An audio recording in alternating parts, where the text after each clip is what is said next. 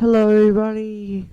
It is March 21st, 2020. We have guest stars, little goobers, that will be on soon. Uh, she's the one that's been doing this thumbnail that's on right now, and she has done the past. Well, she hasn't done the past ones yet. She's done future ones for uh, Funtime Channel Week, which is coming up April 27th to May 1st. It may be rescheduled. I doubt it, though.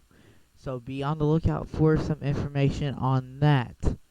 Um, Once again, her name's Little Goobers. She's moderator for Strotime's streams whenever he's on. So, one congruent viewer, no, that's fine for right now. Hopefully it'll go up. Well, it is marching band weekend, and let me give you your first intel on the coronavirus for right now. So, it is coronavirus time. I'm going to put that up there. So, Arkansas, we have 118. Let me see if that changed, because I have this. Let me see if that changed real quick for you guys. Yeah, no. We have 118 cases here in Arkansas. Okay. Governor Asa Hutchinson was live earlier, uh, giving his speech, uh, his daily speech like he does now because of the coronavirus. Uh, Trump also gave a speech about COVID-19 today. Now, are we ready for the next outbreak after this pandemic is over? No. I If we were, this would have quickly been dealt with, and we would have dealt with it as soon as China said, "Hey, there's a problem over here, and it's spreading on over." Okay? So, let me just show you.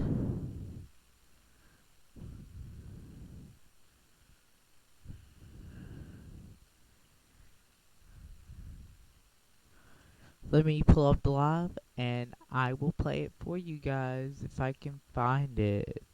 Okay? It was streamed 7 hours ago. We're going to listen to exactly what he said. We will not listen to the whole 42 minutes.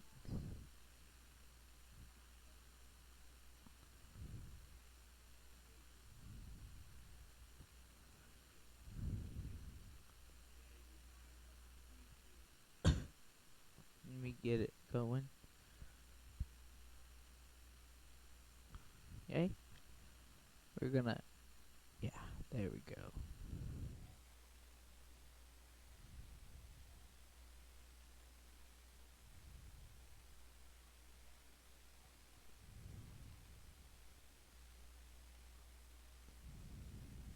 Okay?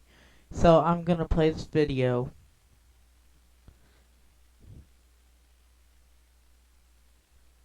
And we're just going to listen to what the governor has to say. And then after that, we'll continue with our marching band weekend and play some more marching bands and do a recap of the 2018 Brooklyn, the Roar Brooklyn marching band one. And then I will see if I can get little goobers on here. Okay, sounds like a plan, I think. I think I got a good thing going being that by myself right now today, okay? Alright, let's go. I guess we'll put that to the side since we gotta wait 3 minutes. So while we wait for that 3 minutes to be up, or whenever he starts talking, I'll go ahead and turn off the non-copyrighted music. Okay? we sound, we sound. This is awesome today. I think I got a plan today, and my plan is going to work out. So I yeah. So while we wait and I look at that, I will turn off the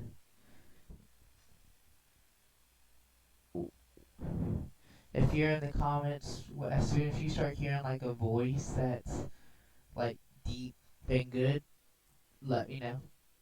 Wait, I think I hear it. No, that's just them talking right there. Um, yeah. Whenever I'll be watching, whenever he comes on, okay? I'll be watching myself, but till then, I'm gonna put this music on, okay? And we'll see what the plan is, and Little Goobers will be on here soon. I'll talk to you guys in a little bit. Bye.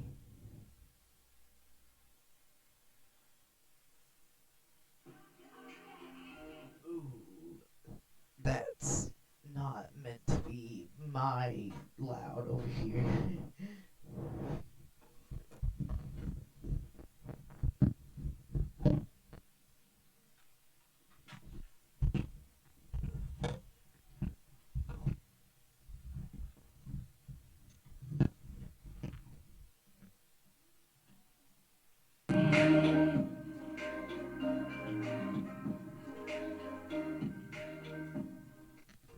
I'm on my own, broken alone. I feel the rain crashing down all around this empty town. I'm searching for the lost and found, but you don't care.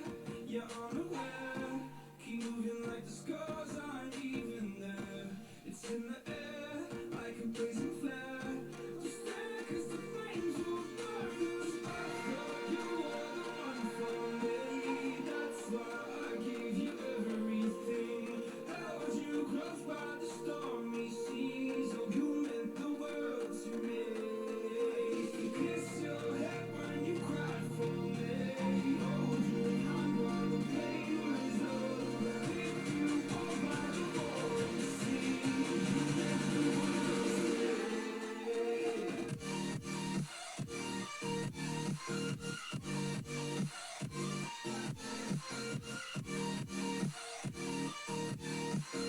You meant the world to me.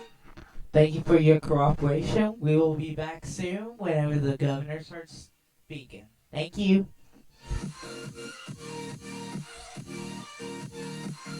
You meant the world to me. My darling dear, you never hear when I'm within your heart and disappear like shadows in the atmosphere, trying the stratosphere. Yeah, I prayed for you and kept you near in hopes you chase away my fears. I'm on my own, you made it so, and now I'm chasing nightmares. Don't look you through the great big leaves. Laugh at you when you laugh at me. Hope for us because I believe the home is just you and me. I thought you were the one for me. That's why I gave you everything. Held you close by the stormy seas. Oh, you meant the world to me.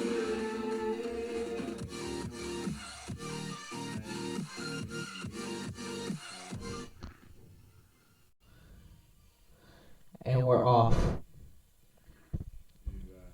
what the future holds. Yesterday, we announced that we had 96 confirmed cases. Today, we have 22 new positive cases. Now the total is 118 positive cases in the state. One new county has been added to the list, and that is Sebastian County. And before Dr. Smith and others come here and speak to you, I wanted to speak about the future for a moment directly to the people of Arkansas. From looking at other states and projections that we can make here, and these are our best estimates, but looking at other states and projections, Arkansas is likely to reach the peak of COVID-19 spread in 6 to 8 weeks.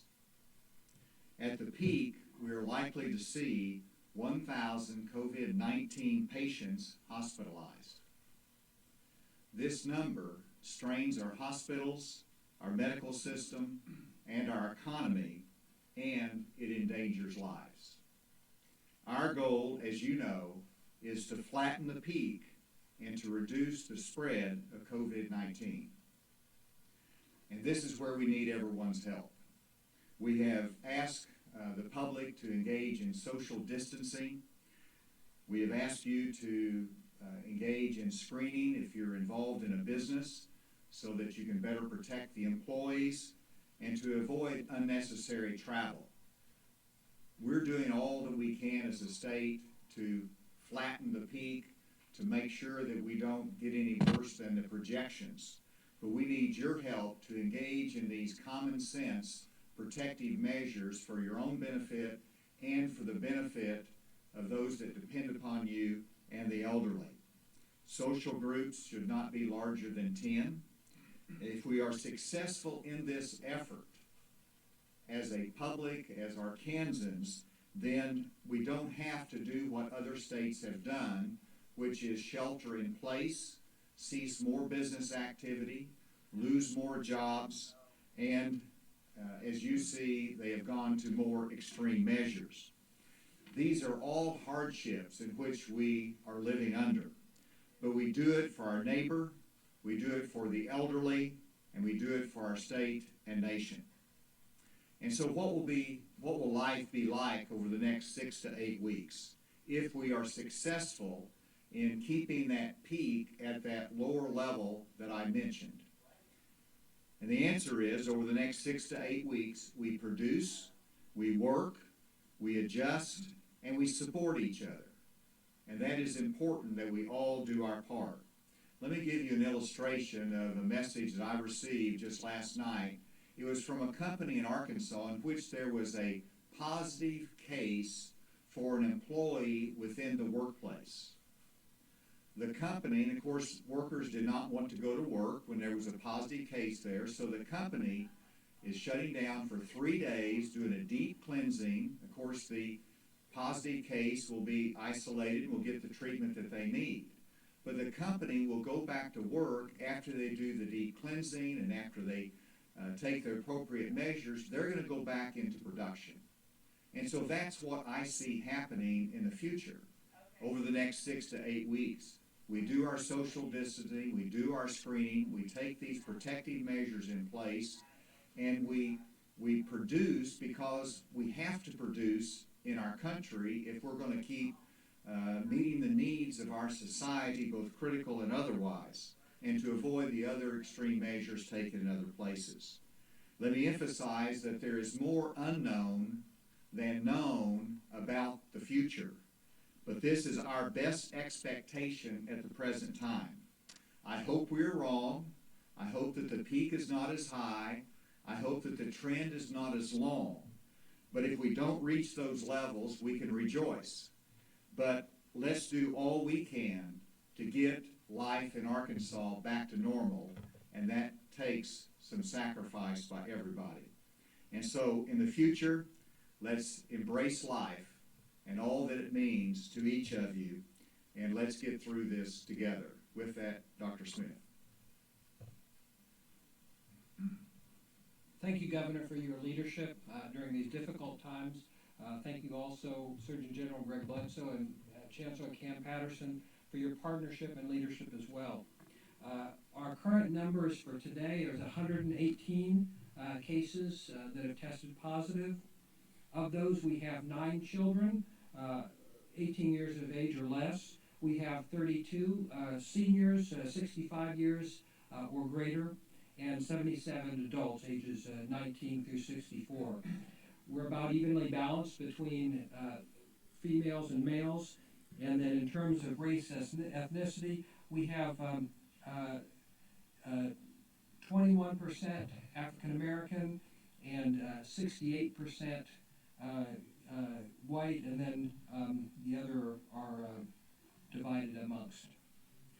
We have 13 of our 118 patients are hospitalized, 7 of whom have required ICU admission, and 4 that have been on a ventilator at some point during their hospital course. A few other things that I wanted to cover briefly. First of all, PPE, personal protective equipment. is a major issue. We're taking steps to address that, and I think Chancellor Patterson will talk a little bit more about that. We also need to conserve the PPE that we have.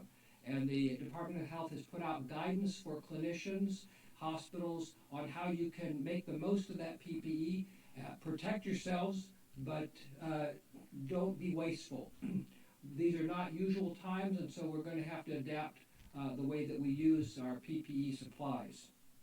Second, we have put out guidance for dentists concerning focusing on just the absolute necessary procedure, putting off elective visits and procedures because many of the procedures that dentists do produce aerosols, which can cause a high risk of spread of COVID-19 to patients, to dental hygienists, and to the dentists themselves. Please subscribe to the free flyers. Guidance, and we will be strengthening that with a directive. And then finally, I want to talk a little bit about elective surgical procedures.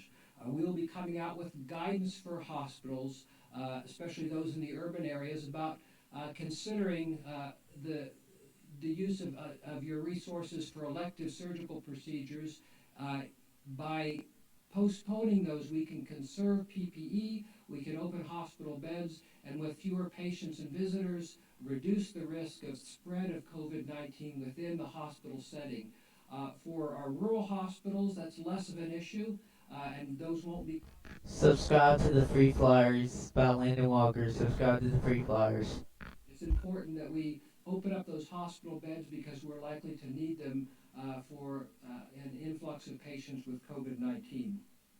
And finally, I just want to thank all of you, the public. What we're asking you to do during these times is not easy. Whether you're a dentist, whether you're a hospital administrator, or whether you're just someone who's at home with your kids because the schools are out. These are not easy things, and we're not asking you to do them because they're easy. We're asking you to do them because they're necessary. And I want to thank you for your efforts in that. Thank you, Governor Hutchinson. I applaud you for being honest with the people of Arkansas about our best projections for how this virus is going to impact the people of Arkansas.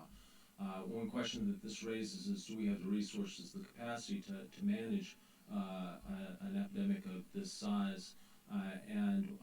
While we are working through the logistics of how we are going to manage a sick patient population of this size, I think that based on our best projections, I do think that we will be able to manage that, and I think it's heartening to know that of the problems that we have already begun to face, we've been able to come to resolution with many of the difficulties that we have faced as we've learned about COVID-19. For example, the issue of testing for COVID-19. The Arkansas Department of Health has borne the brunt of that burden so far. Starting tomorrow, UAMS will be doing 240 COVID-19 assays a day, and then next week we'll add an additional 500 COVID-19 assay capacity for the state.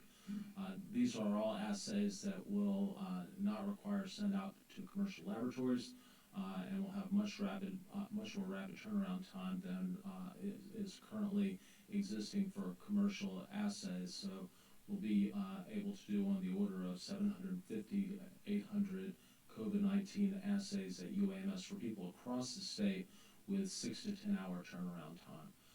This will greatly facilitate testing. It will also greatly facilitate determining who needs to be quarantined, who doesn't need to be quarantined, who we need to be concerned about in terms of further therapy.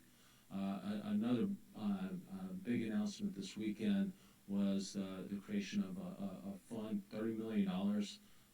And Governor Hutchinson, I thank you for your leadership in bringing this together, through which UAMS will use our sourcing department to identify bulk purchases of personal protective equipment for hospitals and medical centers across the state of Arkansas.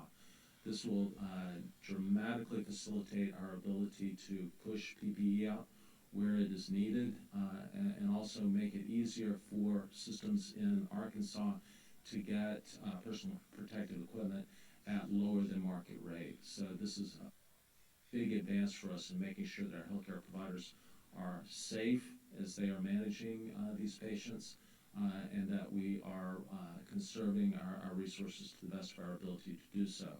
Now, having said that, I want to remind everybody that if you are an individual who's concerned about whether you have COVID-19, your first step really should not be to go directly to a healthcare provider.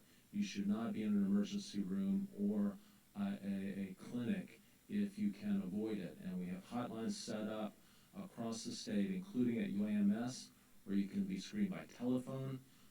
We have UAMS Help Now, which is available for a face-to-face consultation through your iPhone, your tablet, or your laptop. And there are at least 8 sites across the state of Arkansas, including 3 in Little Rock at Baptist, UAMS, and Arkansas Children's for pediatric patients, where you can be screened in a drive-through so that you can avoid having to have face-to-face interactions with a healthcare provider in an emergency department. We encourage you to use that. Remember, the things that we can do to help stay on the trajectory or improve the trajectory that we are on are simple. The 4 things that Governor Hutchinson articulated: social distancing, good hand hygiene, screening when appropriate, and avoiding unnecessary travel. If we can just focus on those 4 things and do them well, we will be in good shape.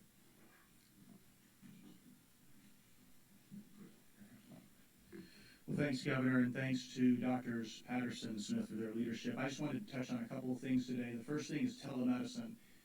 It was with great effort we expanded the telemedicine services in the state last week. We want to thank everyone who participated in that. First, Governor Hutchinson, because of his executive order, which opened up telemedicine in the state of Arkansas, but also to the insurance providers, to Medicaid, and then the providers themselves. This has not been a simple transition. It's been a lot of work. It's not perfect. We're still tweaking things, but it's something that's been good for the state, and we want that to continue. If you're a provider and you are still seeing patients, you need to try to use the telemedicine services that are being set up. Try to start first with telemedicine, and then secondarily see people face to face. There are a lot of resources to help you with that. And if you have questions about handling the COVID-19 patients, the coronavirus patients, I want to give you a call number. This is for clinicians, so this is not for the general public. This is for doctors, nurse practitioners, nurses, people like that who are taking care of these patients and might have questions and want to speak to an infectious disease expert. The number is 884-930-3023. Once again, that's 884-930-3023. So clinicians around the state can call that number to get advice on handling these COVID-19 patients. And one other thing I want to say, this has been a big disruptive event. And when you have a disruptive event, especially one that's as large as this, you start looking for innovators and innovation. There are basically 2 ways that we get innovation. We get it top down, and that's what we're trying to do with our government supply chains and the government services. We're trying to innovate within our structure. And thanks to Governor Hutchinson's executive order, we're able to do that by getting rid of some of the regulations that were holding that back. But there's another type of innovation that's really important for the public, and that's the bottom-up sort of innovation. So this is the sort of innovation that we can all do. So whether you're a healthcare business leader or a church leader or just a mom and dad who's trying to figure out how to handle these new parameters with social distancing and quarantining, what we would encourage you to do is look for ways to be innovative and creative in solving some of these problems. What does this look like? Well, in healthcare, we just talked about telemedicine. That's one way. In businesses, I've been really amazed and inspired going around and talking to people in various small businesses and asking them what they're doing in the new social distancing phase that we're in. And a number of them have explained to me very creative ways that they're holding on to their employees, supporting their community. We want that to continue. And then with our families, it's a big change. The kids are at home. A lot of the parents are working remotely. There's a lot of different things that we can be doing to innovate within that structure. And so we want to encourage people to invest this time that you have. Use it to get healthy. Use it to exercise, be outdoors, spend time with the family. I was texting with a buddy of mine, Jake Beckett, who sent me his reading list that he's been reading through. And I appreciate the list that he gave me. It's one of the things that we're going to be talking about in my family, about reading more and spending time together. So these are just some of the ideas that we have been talking about. We are excited and encouraged that the community seem to be coming together to support each other.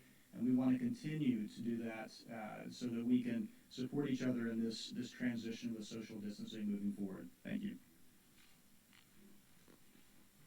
Any questions? So Steve? Washington Post has a story which you may be familiar with that apparently the intelligence community, the story says the intelligence community was providing the White House as early as January with information that this thing was getting out of control in China, far worse than the Chinese were acknowledging. When, sir, did you get the first hard information from Washington? Any agency, the White House or any other agency, when was your administration? Did your administration get some early warnings? Our warnings were generally the public information from the media. Uh, Hi, Mr. King Llama. Thanks for viewing. Please like. Probably the most early serious warnings came from Senator Cotton, who raised the alarm, actually, what I recall. But I'd have to get specific information. But generally, we received information through the public venue as to the challenges that might be in the future for the country. In other words, you were getting it as soon as we were. Is that Yes. fair? That's correct. Yes. I want to ask more about this peak in 6 to 8 weeks. At that point, what's your expectation in terms of tests per day, how many positives you expect to be getting per day, and what the total population that you expect to be sick at this time? Let me emphasize that whenever you articulate it with the number of COVID-19 patients that are hospitalized at 1,000, there during the course of a week will be patients who are hospitalized and released to go home. So that is a peak of a constant state of hospitalization of 1,000. That's just a measuring stick. Obviously, when you reach the peak, then you have a downward trend, which we're anxious to get to.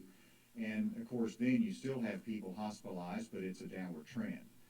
I'll let Dr. Smith start on the comments as to how this relates to testing. Obviously, if you have 1,000 that are hospitalized, then that means you have many, many more that are sick that are simply.